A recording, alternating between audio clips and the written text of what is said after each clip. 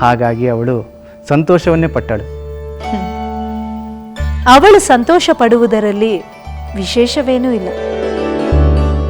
ಆದರೆ ನಿನ್ನ ಸಹೋದರ ತನ್ನ ತಂದೆ ಏಕಪತ್ನಿ ವ್ರತಸ್ಥನಲ್ಲ ಎಂದು ತಿಳಿದು ಅವರ ಎದುರೇ ತಾನು ಏಕಪತ್ನಿ ವ್ರತಸ್ಥನೆಂದು ಪ್ರತಿಜ್ಞೆ ಮಾಡುವುದು ಅವರಿಗೆ ಅವಮಾನವನ್ನು ಮಾಡಿದಂತೆ ಆಗುವುದಿಲ್ಲವೇ?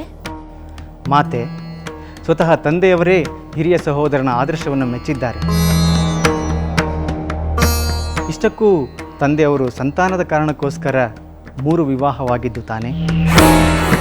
ಕಾರಣವೇನೇ ಇರಲಿ ಭರತ, ತನ್ನ ತಂದೆ ಏಕಪತ್ನಿ ವ್ರತಸ್ಥರಲ್ಲ.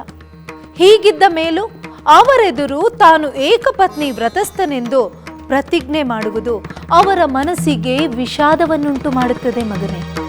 ಮಾತೆ, ಹಾಗೇನಾದರೂ ಆಗಿದ್ದರೆ ಅದು ಅನೇಕರ ಸಂತೋಷಕ್ಕೆ ಕಾರಣವಾಗಿರುವುದು ಸತ್ಯ.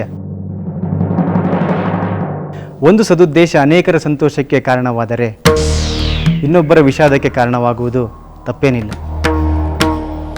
ಭರತ, ನಿನಗೆ ತಂದೆಗಿಂತ ಸಹೋದರನ ಮೇಲೆಯೇ ಹೆಚ್ಚು ಪ್ರೀತಿಯೇ? ಮಾತೆ, ಒಳ್ಳೆಯದನ್ನು ಮಾಡುವ ಎಲ್ಲರ ಮೇಲೂ ನನಗೆ ಪ್ರೀತಿ ಇದೆ. ನಾನಿನ್ನು ಬರುತ್ತೇನೆ.